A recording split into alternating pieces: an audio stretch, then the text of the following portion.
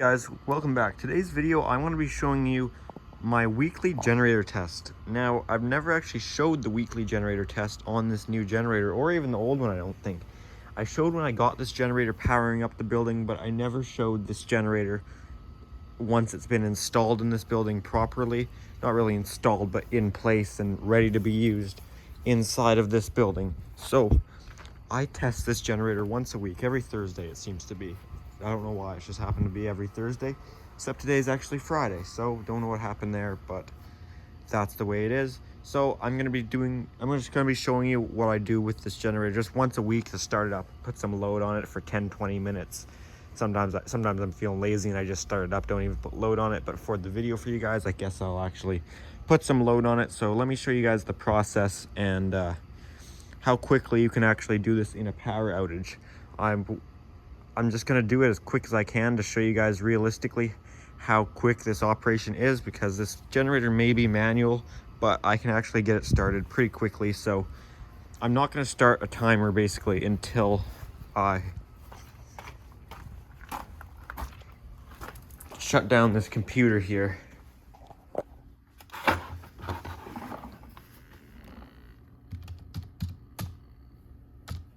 This is the wrong password too.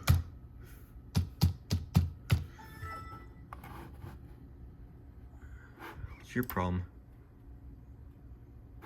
All right.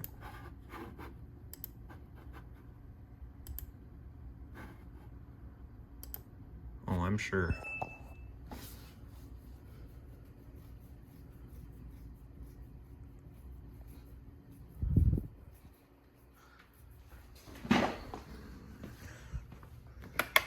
Of course, in a real power outage, you wouldn't have to wait for this because this is a little bit extra time of shutting down. Okay, computer is shut down. Let's see how long it takes to get power on in this building.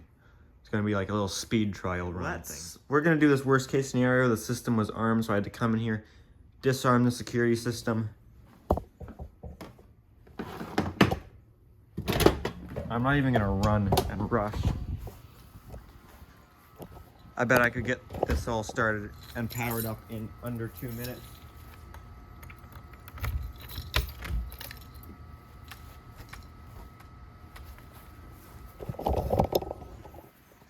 Generator's all plugged in, so what we gotta do is we have to open these vents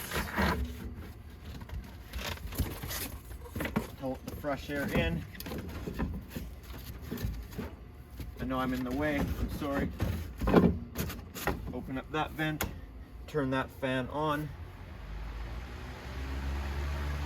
choke it, fuel on, start.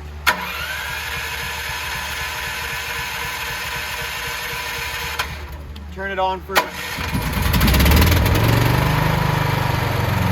Starts better when it's turned on.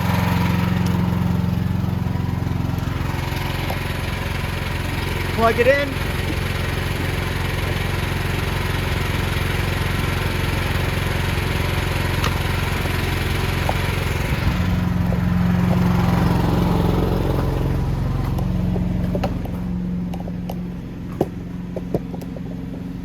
Re-enter the building. Main off, generator on. Stop. 1 minute 35 seconds. Could have got that probably to 125 if I turned the on button on before trying to crank the generator over. That would have saved some time. If I came in the main door instead of walking around to the generator, that would have saved some time. I bet, I'm not trying to brag here, but I bet I could get that in an hour, or sorry, not an hour, a minute and 15. So I don't think that's too bad. I don't mind having the manual generator.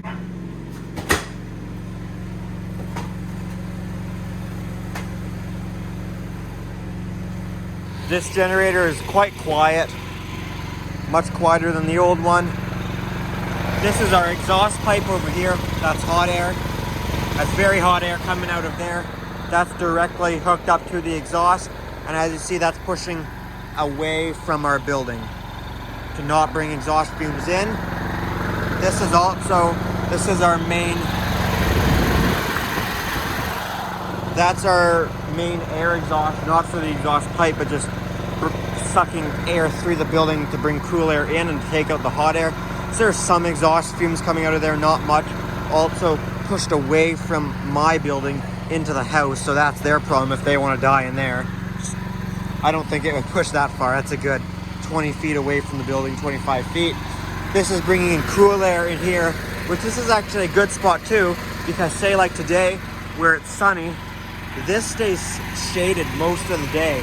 So it's gonna be cool air being pulled in through this way. I'll show you that exhaust pipe where our exhaust ductwork goes to the exhaust pipe.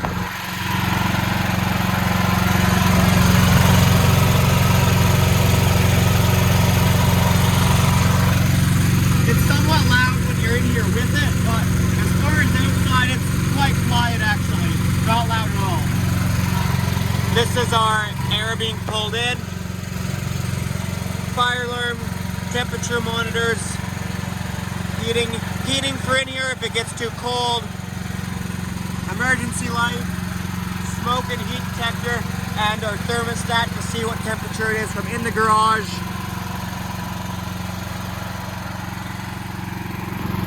We have 2 hours on the generator. It's running on eco mode. If I turn that off, it'll speed up.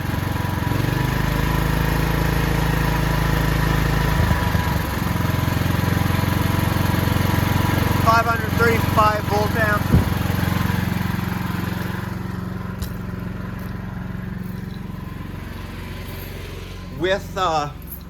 With that eco mode, whenever I'm running the welder or something that surges a lot of power on, I don't turn on eco mode because then it kind of bogs down because it's got to speed up. But if it's just running a building like this with subtle load increases like lights, then I'll definitely run it on that, as it will save on fuel.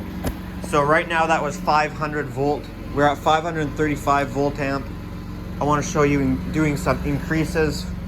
We'll turn on, let's turn every single light on in here.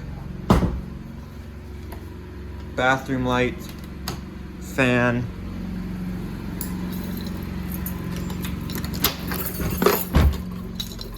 Turn the light on in here. In here. Turn on outside lights. I'm not gonna bother get the rest of the lights on. Outside lights are on. Now 680 volt amp. If we wanted to increase it any more, of course this building's fed off that building. So that gazebo, that outside parking lot light, this tower, and this is all fed from that same circuit as the generator building. So this also all has emergency power in it. Basically everything, look at that light pole and this gazebo, everything on this side of the property has generator power, just not the house. Because you know what? If they wanted generator power, they could help me pay for the generator. But they didn't, so you know what? They don't get generator power then, right? So this building is running off generator power. That tower could be. This just goes to show how efficient LED lighting is. Like you saw, all of that lighting in there, we were at 530 volt amp and we went up to like 780, or was it 680? Went up to 680 by turning on all the lighting in all the rooms and all the outside lights. Watch what happens when you turn on this one incandescent light for heating.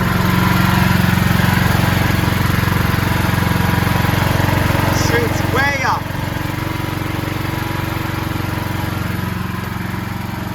Turning on that one heating lamp takes more power than turning on all of those lights that we added in here. Let's max this baby out. Let's turn on the heat. You could hear it. You could hear it start up a little more. Let me actually cycle the heater with you guys in here.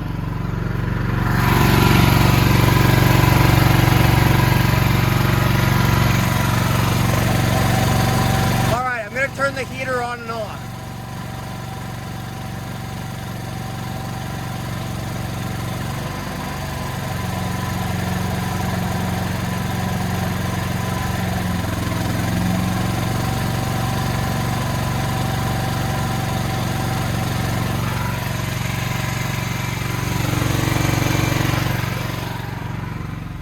So right now, realistically, in a power outage, this is as much power as we would ever need. We're running one heater. That heater can heat this whole building 90%, 99% of the year. There's maybe 98%. There may be a couple days a year where I gotta kick on this other one. And that's it. So if we kick on this other one, this is max heat we would absolutely ever need. All the lighting's on. You could hear it ramp up even harder.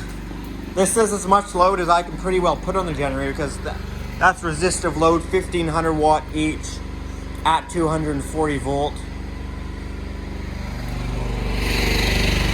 You could hear it speed up, that's for sure.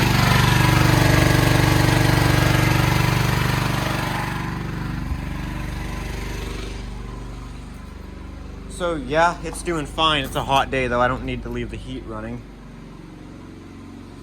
The hot water tank also puts on a big surge, but it can still handle it. The generator is rated for the same amount of power as this building's getting fed from the house, so I could do whatever I wanted out here in a power outage. Let me turn off this light in here before I forget about it.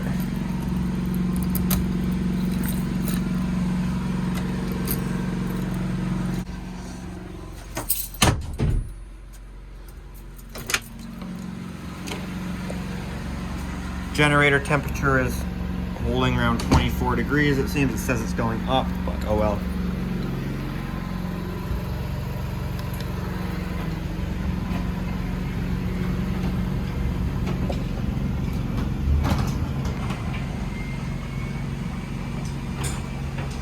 I want to show you guys how quiet it is in here.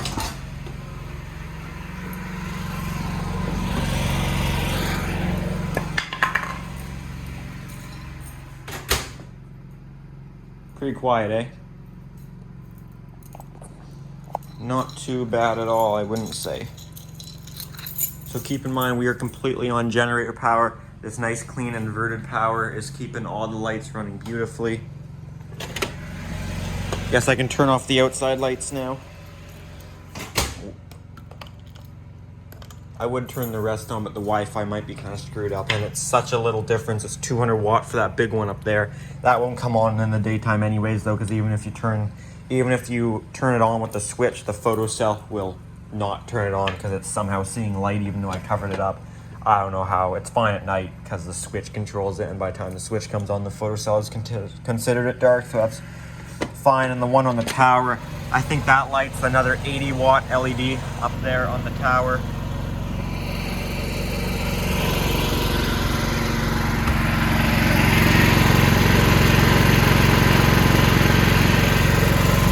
Our power on light is on our inlet box. It might show up it's strobing on camera. Yeah, it's kind of showing as it's coming on and off, and it's not actually. I guess we've had the power off for over 15 minutes. Now that our outside emergency light went off. So we can probably finish up our generator test soon. Runs all the gazebo lights, of course. Okay, we're gonna transfer back over.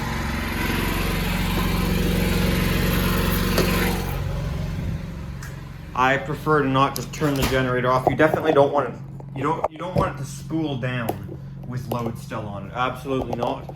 But I also don't want to just shut the generator off and let it then just go back to sleep. I want to take load off of it and then let it run for a little bit longer to just cool down without load on it, without any heavy stress on the engine. Not that it has heavy stress on it. Probably doesn't matter for this one. I know whenever we test the big diesel generators, after loads off them, we always let them run for a good 5-10 minutes without load on them, because with the diesel ones, they turbos on them, and that turbo will be doing I don't know how they work, adding pressure to the engine, I guess, adding more air pressure, get more power out of the engine, I guess. So when there's load on them, that turbo is running and I guess it's running and adding air pressure. I don't know what it does, but it gets hot, and we always take the load off it, so then it's just the engine running without the turbo adding any pressure to it.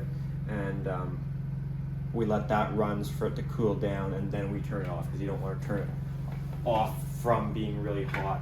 So we're going to transfer back over to utility power here. If you hold this against it and flip it at the same time, you can actually go pretty quick. Could have been a little quicker than that, but oh well.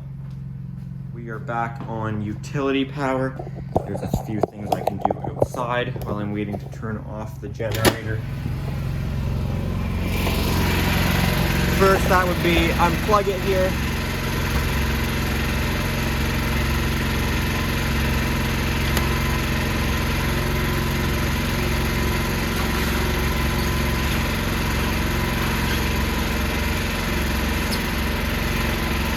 Then is what I do is I switch the fuel off first, so then I can get most of the fuel out of the carburetor and the line going to it, just so it's not sitting in there.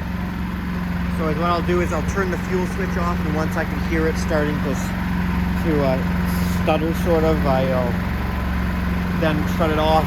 So first I'll turn the fuel off. As you see, zero load on it. By the way, that fan's spinning very quick. It just shows up that way on camera like it's going slow.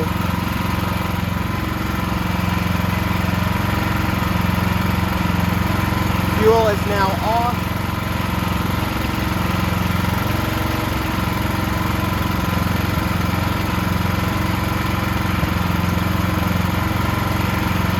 Now we just wait for it to start to lose fuel, and then we turn it off right away. Check our temperature in there. We're still sitting 25, that's fine. You're not supposed to run it over, what is that, 105 Fahrenheit? I think it's like, 35, 40 degrees Celsius. You're not supposed to run it over, which is far hotter than what we are in there. There, you can start to hear it.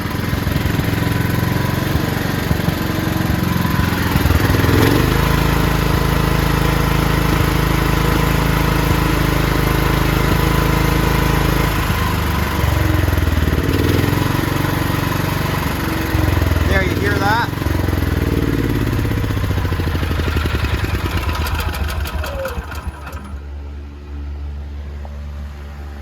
Okay, we are back off now, but the thing is, yeah, it's hot. So now we leave the fan running for a while longer to cool it down. It's actually more efficient when the door is shut, because now it's pulling air in from this door going into the fan, not pulling it through here, because then it pulls it through here, it pulls it through the actual generator more so and cools it down. So fuel is off, choke is off, air filter I checked recently, it's very clean still. No, if you're seeing this oil on the ground here, under here, it actually did have an oil leak, but I fixed it. I have this paper down here because I fixed the oil leak probably a week and a half ago at this point, and I put this paper under it to be able to tell if any more oil dripped. It was coming from this on the other side. This, ouch! That bolt is very hot, don't touch it right now, but that bolt on the other side was slightly loose. Like, it wasn't finger tight looseness, but I put a wrench on it and tightened it up, and it wasn't torqued down tight, and that was where oil had been dripping. So I cleaned it off as much as I can after I tightened it, and then put that paper under there to be able to tell if it was leaking anymore, and it's been a-okay so far. I don't know if you're supposed to check oil right after it's been running, but I should have checked it before. Don't know where it would have all gone, but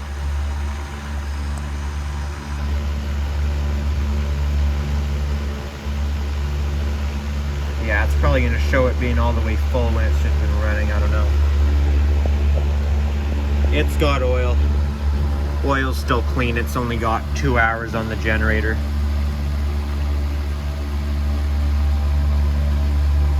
I wonder what this is. This must be our solenoid for an electric start, I bet. And that's our electric starter motor right there. You can see right in there the big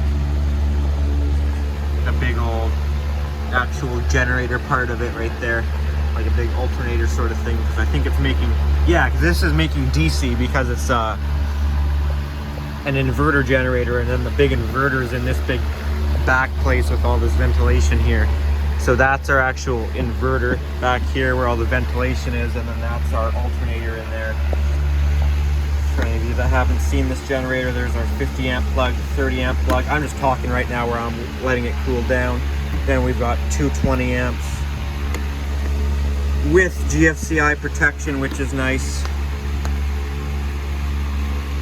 I already talked about that whole bonded neutral versus non-bonded neutral when I did this generator, and I concluded on, after talking to some electricians too to get their advice on it, basically everyone has said don't worry about it. It's only a 30 amp generator. The wire feeding this building is already oversized, so that ground is more than capable of carrying the full neutral load, even if something should happen, which is unlikely anyways. So basically I don't need to worry about it. Is it technically right? Well, no. Is it completely fine and harmless? Yeah, the ground conductor is plenty large enough for it. I angled this emergency light a little differently, as I figured out that this light pointed back that way is not helpful at all. This one at the front's helpful with lighting up the front, but it's more useful to have this one lighting outside there. Where you going, boy?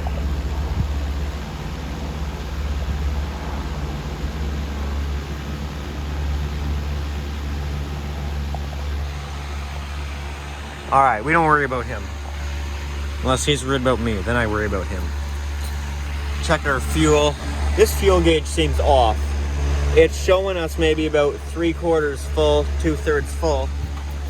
But in reality, the fuel's right freaking up at the top here.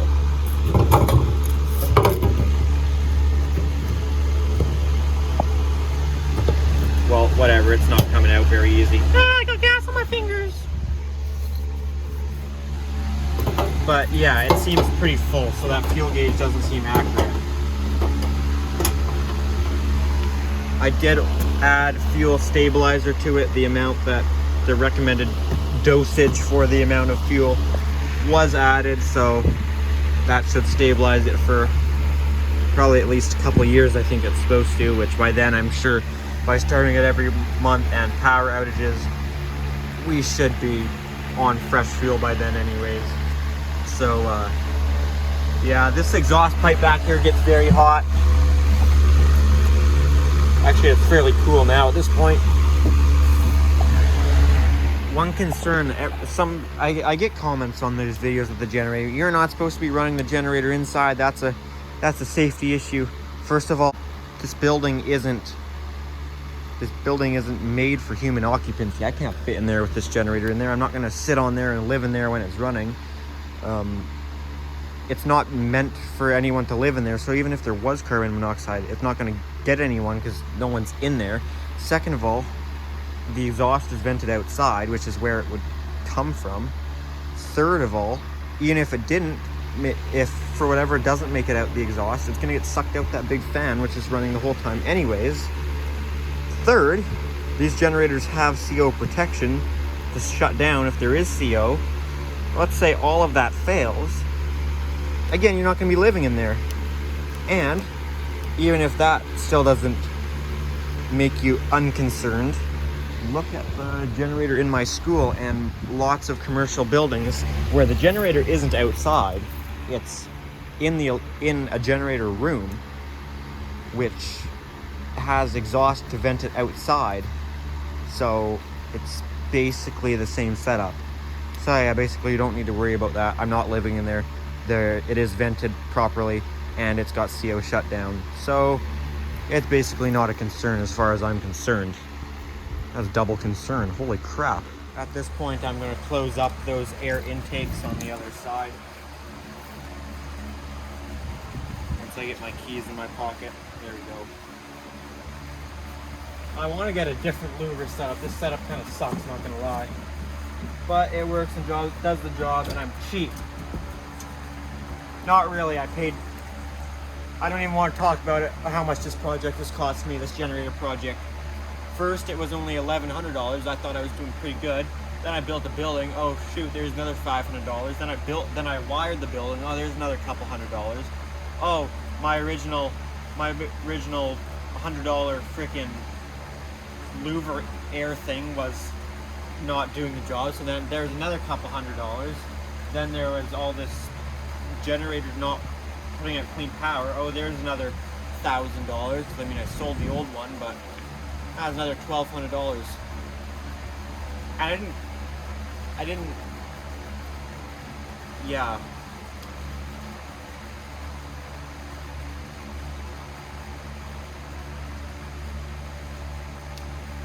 Probably in the hole about $3,000, $3,500 for this thing that I've never actually needed yet. The power will go out one day, right? Maybe, I hope so. Crap, it's probably not going to go out now that I got this. My power only goes out maybe once a year here. It's peace of mind. This is how I sleep at night. That's what we're going with. It's a necessity.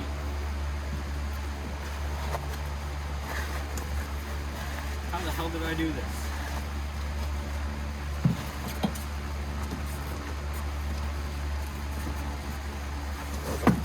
There we go. Nick figured it out. It's bound to happen one day. Wasn't sure what day that one day would be. Someone needs to tell me to shut up right now. I'm rambling on about stuff so much.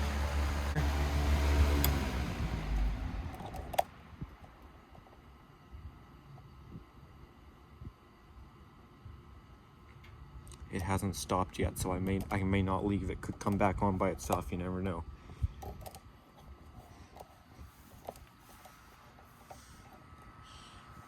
Now we shut the door and we lock it because I don't want my in the whole $3,000 to go up to $5,000.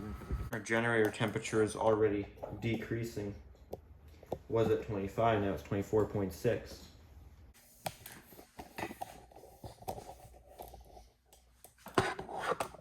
Okie dokie, Smokey. Well, that's all I got for this video. So that's the end, basically, and there's no more to it. This video has been complete. Generator test has been complete. This is how I'm going to start filming all my videos. I'm just going to be really far away. So, if you enjoyed this video, make sure you give it a thumbs up. If you have any comments or questions, make sure to put those down below, or don't. Doesn't really matter to me. It's if you want the answer question. If you want the answered question, if you want the question answered, that's what I'm trying to go here. Then you can put those down below. And it's always nice reading comments, make me feel very special. In this video, I don't know what's got to me.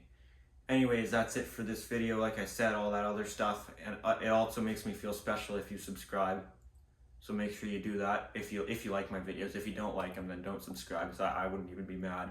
I unsubscribed from lots of people that I don't even watch. I'm like, this is just stupid. Why am I subscribed? Wasting my subscriptions. There's a limit. You guys will hit it one day. No, I'm kidding. There's not a limit, so make sure to subscribe. Anyways, that's it for this video. Thanks for watching.